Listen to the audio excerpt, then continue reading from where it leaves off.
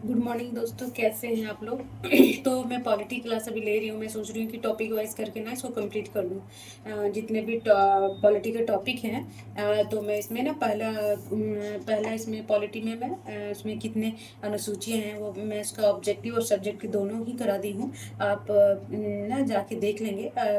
जो मेरे पहले की क्लास है ना उसमें जाके देख लेंगे। उसमें जितने भी 30 क्वेश्चन में उससे रिलेटेड ऑब्जेक्टिव का करा दी हूँ और बाकी उसका सब्जेक्टिव भी। तो आज की क्लास में मैं क्या जो संविधान के भाग 2 है ना, नागरिकता सिटीजनशिप, उसके बारे में बताऊंगी। ठीक है, तो वो कितने आर्टिकल्स में है, उसके क्या क्या प्रोविजन है, नागरिकता पाने का क्या क्या प्रोसेस है, तो उसको मैं बताऊंगी। और ये बहुत इम्पोर्टेंस क्लास है फॉर यूपीएससी और जितने भी पीसीएस हैं और जितने भी ऑब्जेक्टिव एग्जाम है, जितने भी गवर्नमेंट एग्जाम है, NTPC, railways, RRB, RO, UPPCS में जितने भी एग्जाम है ना, वेरी वेरी इंपॉर्टेंस ये क्लास है। और पॉलिटी का हर एग्जाम में 10-12 क्वेश्चन रहते ही हैं, है ना। तो नागरिकता उसमें एक इम्पॉर्टेंट टॉपिक है। 2-4 टॉपिक ऐसे हैं जो हॉट टॉपिक रहते हैं एग्जामिनर के लिए, तो उसमें से नागरिकता है। तो देखिए नागरिकता, तो चलिए खुद पर विश्वास करना सबसे बड़ा साहस, और ये करते रहें। सकारात्मक सोचें और सकारात्मक रहें। और देखिए कठिनाइयाँ कुछ लोगों को तोड़ती है तो कुछ लोगों को बनाती भी है। तो लाइफ में कैसी भी कठिनाई हो, उससे टूटिए नहीं, उसको अपने पावर समझिए और उसको संभालते हुए आगे बढ़िए। क्योंकि मतलब कि मुसीबत कोई चीज़ नहीं होती, हम जैसे रिएक्ट करते हैं वो हमें वैसे ही लेती है। तो चलिए आज के क्लास में मैं बताऊंगी कि भारतीय संविधान के भाग 2 ना, तो मैं और बात बता दी। भाग 1 के जो अनुसूचियाँ वगैरह जितने भी थे वो मैं सारा आप देख लो पहले। तो ये नागरिकता सिटीजनशिप है ना। तो ये हमारा भारत का संविधान का फ्रंट पेज का मैप है। तो आप देख लेंगे, है ना, ताकि इंटरेस्ट बना रहे। और पार्ट 2 ऑफ इंडियन कॉन्स्टिट्यूशन, ठीक है।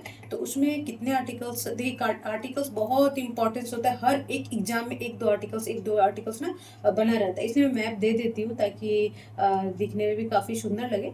और ये आर्टिकल्स देखिए 5 से 11 तक क्या है, ये सिटीजनशिप ना, नागरिकता के लिए मेंशन है।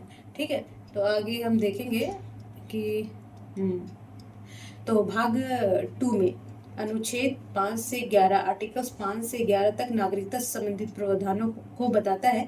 यह भाग केवल संविधान लागू होने के समय 26 जनवरी 1950 की नागरिकता को निर्धारित करता है।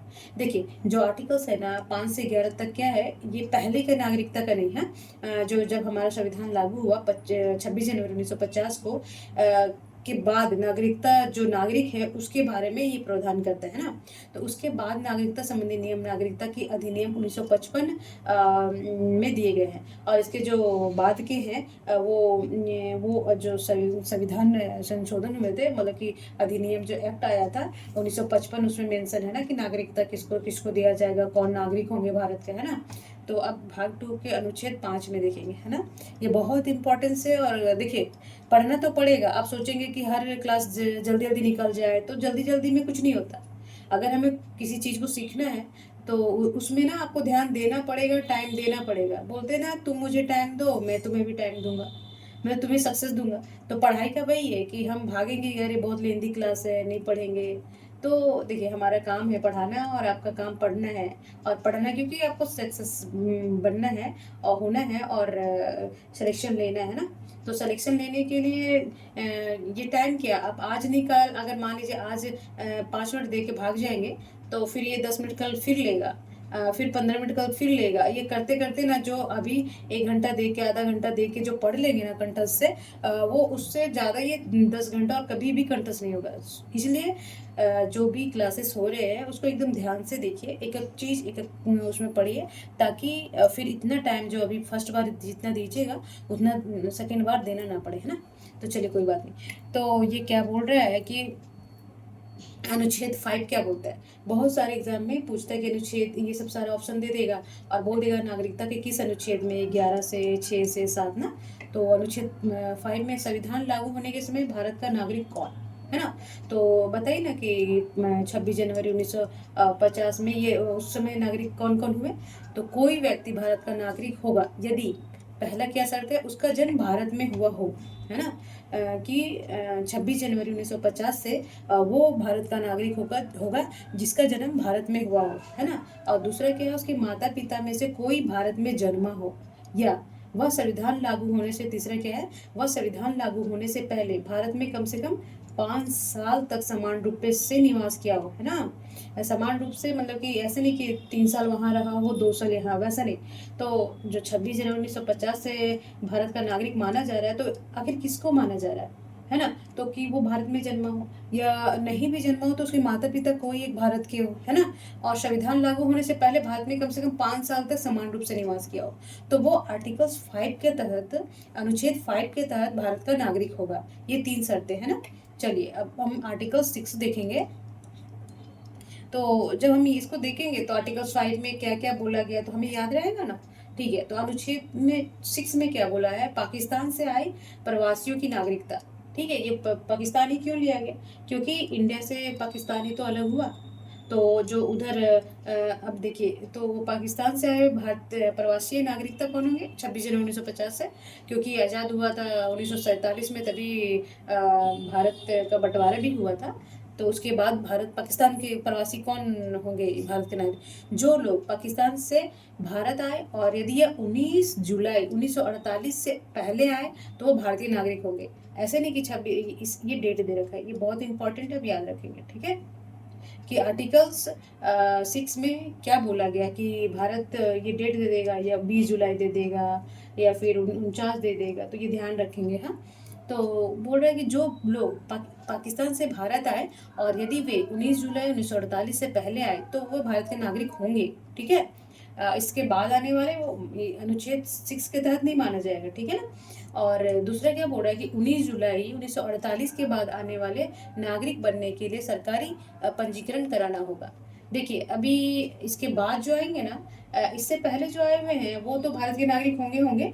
अगर इसके बाद जो आएंगे ना, तो उसके लिए सरकार ये रूल निकाली है कि वो भारत का पंजीकरण कराना पड़ेगा, है ना। इसका सरकारी पंजीकरण कराना पड़ेगा वहाँ के नागरिकता के लिए, तो उसका एक अलग प्रोसेस है।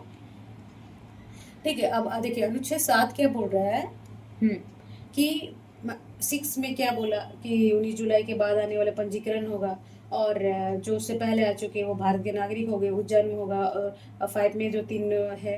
अब अनुच्छेद 7 में क्या बोला गया है कि पाकिस्तान जाने और लौटने वाले व्यक्तियों की नागरिकता। अब देखिए, जो 7 में क्या बोल रहा है कि जो व्यक्ति 1 मार्च 1947 के बाद पाकिस्तान चला गया, है ना, और बाद में भारत वापस आया, उसकी नागरिकता तय करने का अधिकार संसद को है। ठीक है, तो अगर मान लीजिए कि अनुच्छेद 7 में क्या होगा कि अभी कभी ये लाइन दे दिया और बोल दिया ये किस अनुच्छेद के तहत है ना, भारत की नागरिकता तो अनुच्छेद 7 है। तो भारत पाकिस्तान जाने और लौटने वाले व्यक्तियों की नागरिकता 1 मार्च 1947 के बाद पाकिस्तान चला गया है, पर वो भारत का नागरिक है, तो ये कौन तय करेगा, संसद तय करेगा, है ना, कि वो भारत नागरिक कैसे बनेगा, या भारत का नागरिक है या नहीं। ठीक है, उसके बाद अनुच्छेद 8 में देखेंगे कि विदेश में रहने वाले भारतीय मूल के नागरिक व्यक्ति वो भारतीय नागरिकता कैसे हासिल करेंगे। तो देखिए, अनुच्छेद 8 के तहत ये बोल सकता है और क्वेश्चन बना सकता है कि विदेश में रहने वाले भारतीय मूल के व्यक्ति किस आर्टिकल के तहत भारत की नागरिकता को हासिल करेंगे ना। तो ये आर्टिकल्स कितना हो जाएगा, 8। ठीक है, तो भारत के बाहर रहने वाला कोई व्यक्ति या उसके माता पिता या दादा भारत में जन्मे हो, और जैसे देखिए अभी 8 के तहत क्या अगर भारत में रहने वाला कोई भी व्यक्ति, है ना, उसके माता पिता या दादा भारत में जन्मे हो, तो वो भारतीय दूतावास, है ना, भारतीय दूतावास मतलब एम्बेसी के कार्यालय में पंजीकरण कराकर नागरिक बन सकता है। ठीक है, तो ये क्या बोल रहा है कि अनुच्छेद 8 के तहत ना कोई भी जो भारतीय मूल के हैं तो वहीं के दूतावास, मान लीजिए यूएसए में है, अमेरिका में, तो वहाँ के दूतावास में पंजीकरण कराएंगे। अगर इराक में तो वहाँ के दूतावास से पंजीकरण कराएंगे, इंग्लैंड में है, पाकिस्तान में है, या फिर बांग्लादेश में, तो किसी भी देश में वहाँ के दूतावास में पंजीकरण कराना पड़ेगा आर्टिकल्स 8 के तहत। ओके, चलिए अब आर्टिकल्स 9 देखेंगे। तो आर्टिकल्स 9 क्या बोलता है कि विदेशी नागरिकता लेने पर भारतीय नागरिकता का अंत, है ना। तो ये भी पूछ सकता है, क्वेश्चन बना सकता है कि किस नागरिकता के किस आर्टिकल के तहत भारत की नागरिकता का लोप होता है या अंत हो जाता है ना। तो नागरिकता 9, ठीक है ना, आर्टिकल्स 9। तो यदि कोई व्यक्ति स्वेच्छा से किसी अन्य देश की नागरिकता लेता है तो वह भारत का नागरिक नहीं रहेगा। ठीक है, जबरदस्ती नहीं कि हाँ चलो हटाओ, यहाँ नहीं देंगे तुमको नागरिकता, छीन लेंगे, ऐसा नहीं है। तो क्या बोलता है कि अगर व्यक्ति, जैसे मान लीजिए कोई एनआरआई है, उसके बच्चे बच्चे हो गए, वो वहाँ सेटल्ड होना चाहता है, वहाँ की नागरिकता हासिल कर ले। क्योंकि देखिए एक बात याद रखिएगा कि भारत की नागरिकता एकल नागरिकता है, या फिर ब्रिटेन का नागरिक रह ले या फिर इंडिया के नागरिक रह ले। अगर आप ब्रिटेन की नागरिकता हासिल कर लेंगे तो इंडिया का खुद ब खुद खत्म हो जाएगा, क्योंकि एकल नागरिकता है, या फिर वहाँ का आपको नागरिकता रहने पड़ेगा, यहाँ वहाँ नहीं है तो यहाँ कोई छोड़ेगा नहीं। तो अगर किसी की नागरिकता हासिल हो गया है तो खुद ब खुद यहाँ का हट जाएगा, है ना। तो ये अनुच्छेद 9 के तहत है। ठीक है, ये ध्यान रखेंगे, वेरी वेरी इंपॉर्टेंट है हर एक पॉइंट। ओके, चलिए अब अनुच्छेद 10 में क्या बोल रहा है कि अनुच्छेद 10 क्या बोल रहा है, नागरिकता की निरंतरता का अधिकार, है ना।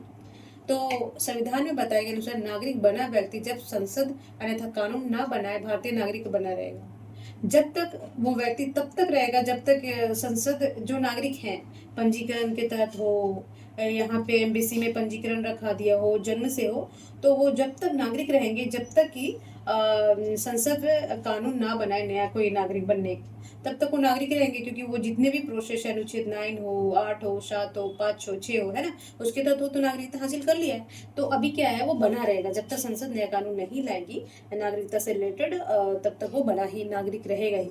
तो देखिए लेंदी क्लास आपको पढ़ना पड़ेगा, आपको बनने के लिए मेहनत तो करना पड़ेगा। इतना आसान होता तो हर कोई, हर घर में एक आईएएस होता है ना, हर घर में एक आईएएस पीसीएस होता है। तो टफ है, तभी तो आज सब में पेंसिल्स नहीं होता, जो मन लगा के पढ़ जाता है वो तो कहीं ना कहीं तो जरूर रहता है। चलिए कोई नहीं, तो आगे देखिए अनुच्छेद 11 संसद का अधिकार, है ना। तो अनुच्छेद 11 में क्या बोला कि संसद को यह शक्ति है कि वो नागरिकता से संबंधित विषय पर कानून बनाए। इसी तरह नागरिकता अधिनियम 19 में पारित, इसी के तहत अब देखिए जो एक्ट लाया गया था 1955, तो जिसमें नागरिकता का कैसे लोप होता है, कैसे बनता है ना।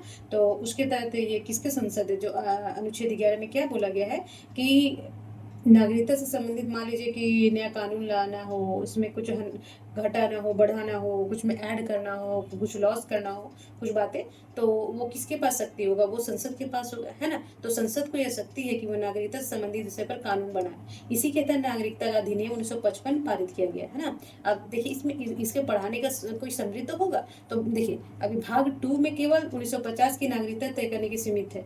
जो भाग 2 में है ना, भविष्य की नागरिकता का नियम संसद बनाने का अधिकार देता है। और संसद ने 1955 में सिटीजनशिप एक्ट बनाया, जिसमें देखिए जो एक्ट बनाया गया, ये देखिए जो 1950 के तहत इतना दे दिया, 26 जनवरी 1950 में जब कानून लागू हुआ ना, तो संविधान लागू हुआ, तो इसके तहत भारत के नागरिक, अब क्या है 1955 में एक एक्ट लाया गया, सिटीजनशिप के प्रति संशोधन किया गया।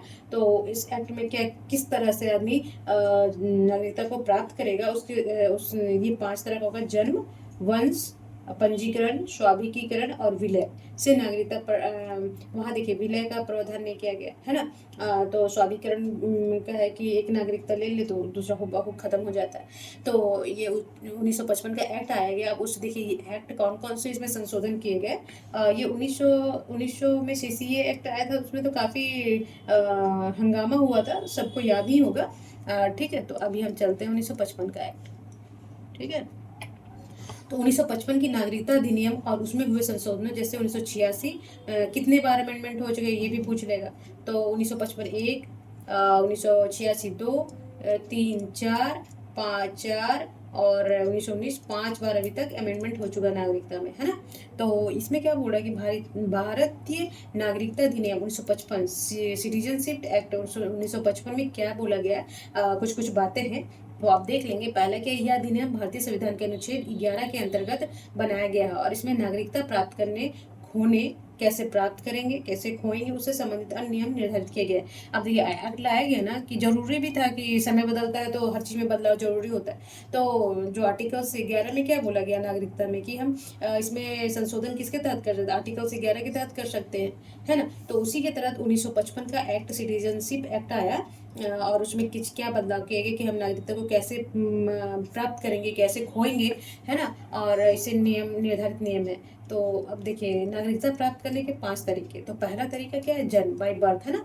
तो 26 जनवरी 1950 से 1 जुलाई 1987 के बीच भारत में जन्म लेने वाला व्यक्ति नागरिक होगा। देखिए ये डेट रखेंगे यार, हाँ, वेरी वेरी इंपॉर्टेंट। ओके, वह नागरिक होगा 26 जनवरी। ये एक्ट 1955 के आधार पे है जी, और उधर था 1950, ठीक है ना। भारत आने वाले 1900 जो 48 था वो अलग, जुलाई था वो अलग चीज़ है। अब ये जन्म के आधार पर, तो जन्म कब से कब तक भारत में होना चाहिए जो भारत का नागरिक होगा, तो 26 जनवरी 1950 से 1 जुलाई 1987, ठीक है। अब दूसरा क्या है कि जो 1 जुलाई 1987 से 3 दिसंबर 2004 के बीच जन्म लेने वाला व्यक्ति तभी नागरिक होगा जब उसके माता पिता कोई एक भारत के नागरिक हो, है ना। तो देखिए ये तो पहले जन्मा हो, और इसके तहत 87 से 2004 के बीच वही नागरिक होगा जन्म लेने वाला व्यक्ति जो या उसके माता या पिता में कोई एक वो भारत का नागरिक होगा, तो उसका जन्मा हुआ बच्चा भारत का नागरिक होगा, ठीक है। अब ये पॉइंट क्या बोल रहा है कि 3 दिसंबर 2004 के बाद जन्म लेने वाले व्यक्ति को तभी नागरिक मनाया जाएगा जब उसके दोनों माता पिता भारतीय हो। अब फिर जब समय चेंज हुआ तो और बातें ऐड होती गई कि 3 दिसंबर, और जो उसके पहले इतना इतना होगा, और ये 3 दिसंबर 2004 के बाद जन्म लेने वाले व्यक्ति को तभी भारत नागरिक माना जाएगा जब उसके दोनों माता पिता भारतीय हो, या या फिर क्या होगा, माता पिता भारतीय हो और दूसरा अवैध प्रवासी ना हो, अवैध रूप से कोई प्रवासी ना कर रहा हो, प्रवास ना कर रहा हो भारत में, है ना। मैं थोड़ा पानी पी लेती हूँ, थक जाती हूँ ना, सूखने लग जाता है।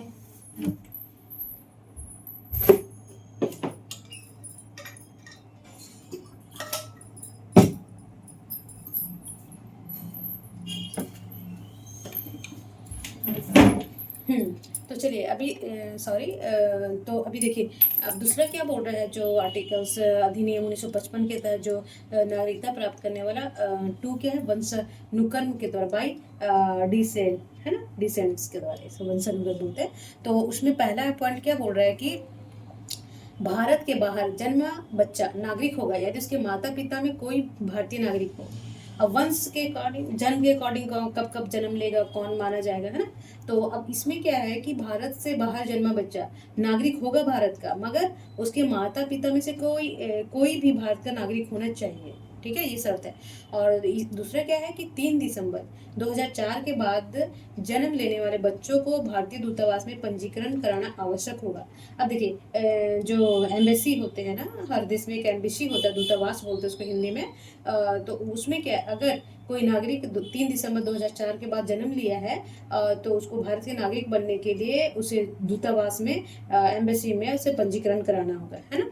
चलिए अब तीसरा शर्त क्या है, तीसरा कि पंजीकरण के द्वारा, कितना है, जन्म के द्वारा और वंशानुगत और पंजीकरण। तो पंजीकरण का क्या क्या शर्तें हैं कि कुछ विशेष श्रेणियों में लोग भारत सरकार से पंजीकरण कराकर नागरिक बन सकते हैं। जैसे जैसे क्या है कि वो भारत में रहने वाला भारतीय मूल का व्यक्ति है ना, वो पंजीकरण करा सकता है। यानी कि कोई भी पाकिस्तान से आया उठ के आया कि हाँ पंजीकरण का नागरिक बनना, तो उसमें कौन कौन सा, भारत में रहने वाला भारतीय मूल का व्यक्ति वो पंजीकरण करा के भारत का नागरिक बन सकता है ना, रजिस्ट्रेशन।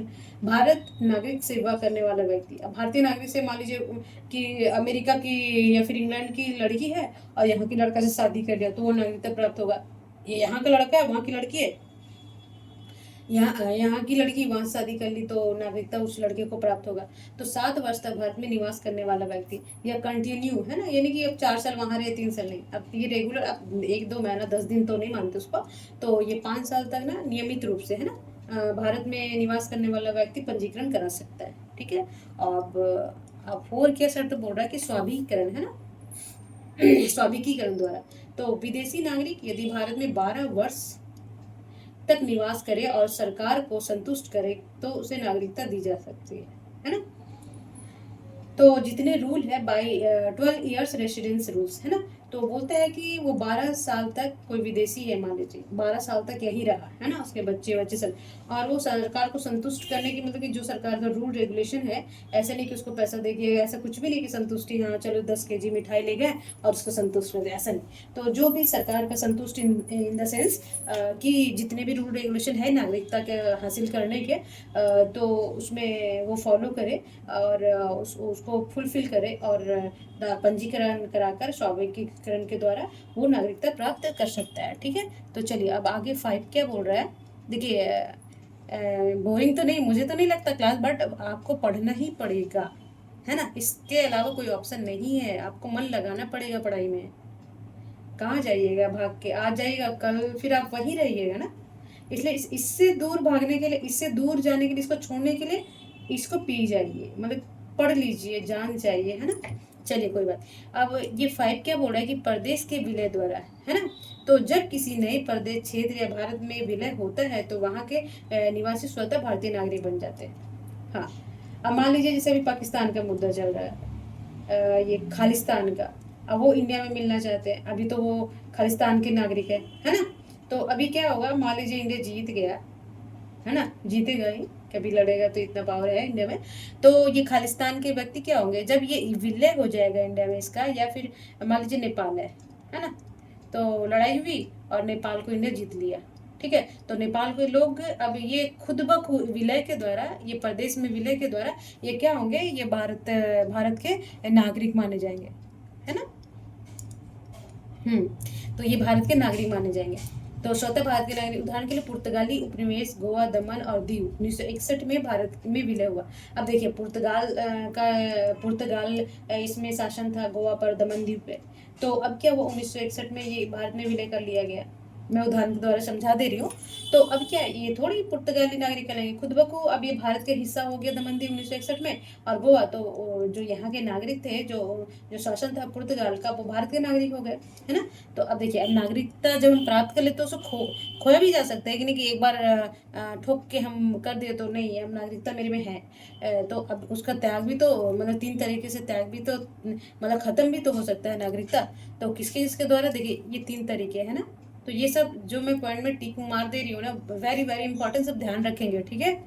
तो पहला है त्याग के द्वारा, यदि कोई व्यक्ति स्वयं नागरिकता छोड़ दे कि नहीं मुझे ना नहीं करना, मुझे इंग्लैंड का लेना है, या फिर मुझे लेना ही नहीं है, मैं बिना नागरिक का रहूँ, कोई सुख सुविधा नहीं चाहिए, जब जब सरकार को बोले यहाँ से भगा दे, उधर भगा दे, उधर से इधर भगा दे, है ना, मार के भगा दे। तो अगर नहीं चाहिए आपको तो त्याग कर सकते हैं, त्याग में छोड़ देना, है ना।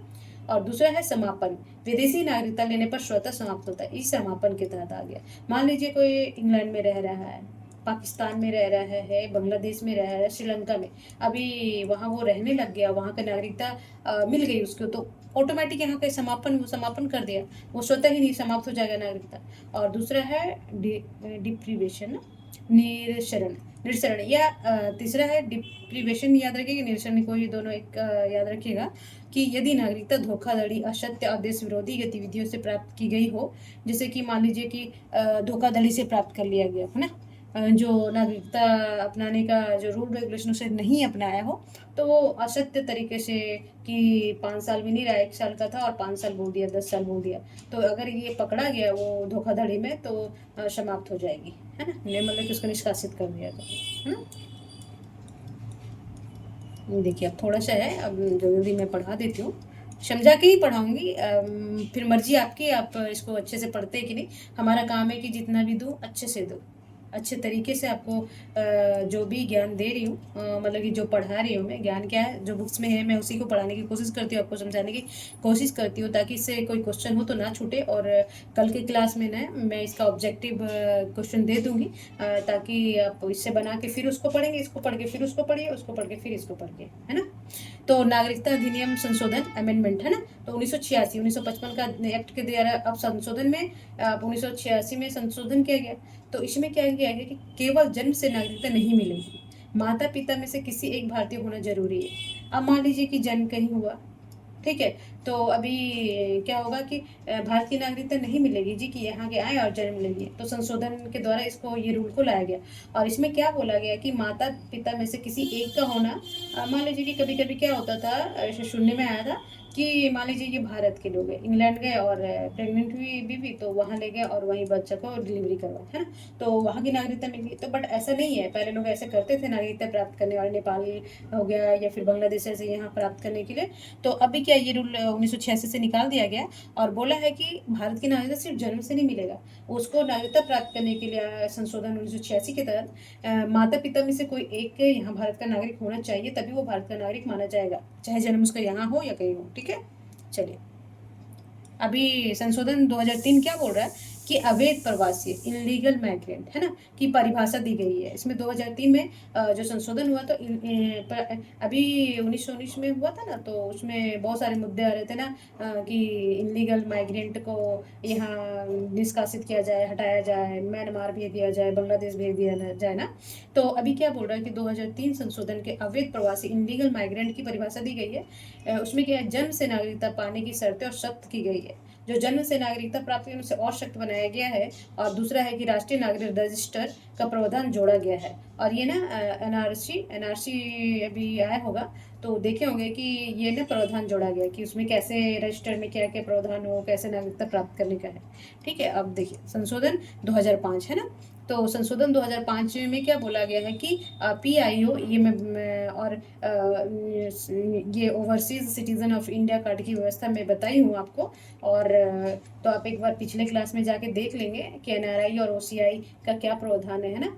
तो 2005 में संशोधन के person of the Indian origin और overseas citizen of Indian card की व्यवस्था, ये दोनों में मैं अंतर एक अलग क्लास में आप बोलेंगे, मैसेज कीजिएगा, आप बताइएगा कि अगर ये क्वेश्चन तो मैं बता दूंगी तो एक क्लियर हो जाएगा नागरिकता संबंधित। मुझे नहीं लगता और कुछ छूटेगा इससे रिलेटेड है ना। तो पर्सन ऑफ इंडियन ओरिजिन और overseas citizen of India card की व्यवस्था की गई और बाद में दोनों को मिलाकर सीओए कार्ड पर कर दिया गया। पीआई कोड को पीआईओ कार्ड को चेंज करके ओसीआई दोनों मिला के ओसीआई कार्ड कर दिया गया था। मैं शायद दूसरे फिगर में दिखाई, आप देख लेना। ओके, चलिए अब क्वेश्चन सॉरी अब 2019 का संशोधन सीआई सिटीजनशिप अमेंडमेंट एक्ट 1920 में बहुत मतलब कि बहुत ही ज़्यादा क्या बोलते हैं उसको, तर्क वितर्क हुआ और क्रिटिसाइज हुआ था। उसको हिंदी में क्रिटिसाइज को क्या बोलते हैं अभी नहीं याद आ रहा मुझे। ठीक है, तो क्रिटिसाइज हुआ था इस अमेंडमेंट का। बट 1919 संशोधन एक्ट सीएए का देख सुने होंगे, बहुत सारे मुद्दे आ रखे थे, रोज न्यूज़ में बना रहता था, करंट इशू हॉट टॉपिक था। ये सिटीजनशिप अमेंडमेंट एक्ट 1919 में क्या क्या बोला गया, देखिए याद रखिएगा। हाँ, ये कौन कौन से देश हैं, पाकिस्तान, बांग्लादेश और अफगानिस्तान से आए हिंदू, सिख, बौद्ध, जैन, पारसी और ईसाई धर्म वाले मुस्लिम को छोड़कर है ना। तो अब मैप में याद रखेंगे, ये बांग्लादेश इधर हो गया, ये भारत हो गया, ये पाकिस्तान और कौन सा है दी अफगानिस्तान, ये अफगानिस्तान, ऐसे याद रखिएगा है ना। तो अच्छा बनानी, मैं कोशिश ही नहीं किया अच्छे से बनाने का ना। तो देखिए 19 पाकिस्तान, बांग्लादेश और अफगानिस्तान से आए हिंदू, बौद्ध, जैन, पारसी और ईसाई धर्मावलंबी मुस्लिम को छोड़कर जो 31 दिसंबर 2014 से भारत आए उन्हें नागरिकता देने का प्रावधान है ना। तो 31 दिसंबर, ये डेट याद रखिएगा, वेरी वेरी इंपॉर्टेंट है जी। ठीक है, तो 31 दिसंबर 2014 से पहले आए उन्हें नागरिकता देने का ये बहुत मुद्दा चल रहा था। बांग्लादेश से घुसपैठी भारत में आए दिन आए जा रहे थे। अरे अपना देश इतना भारी भरकम जनसंख्या ले रखा, उसका पेट चलाना मुश्किल हो रहा है, हम किसी को क्यों रखे भाई। सब अपना अपना संभालो, बांग्लादेश अपना संभाले, इंडिया अपना संभाले है ना। तो एक तो ऑलरेडी इतना बर्डन है, ऊपर से और ला के इंडिया को बर्डन कर रहे हैं।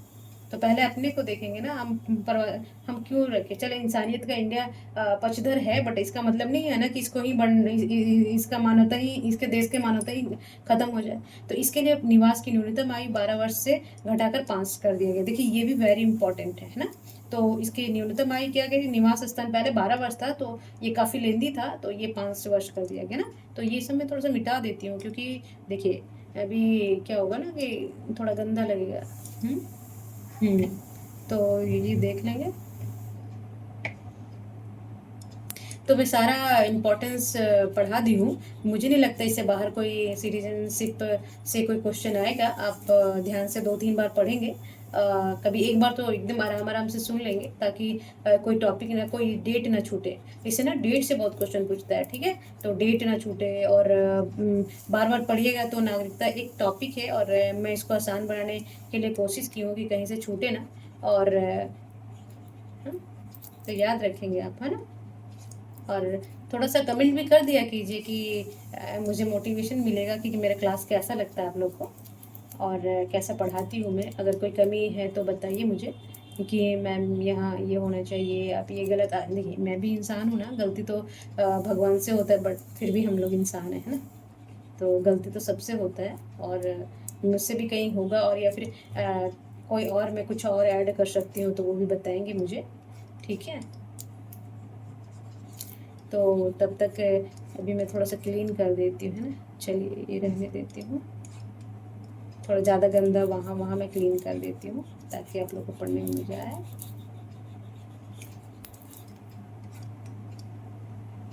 ये सब चलेगा, इतना गंदा कहाँ से हो गया।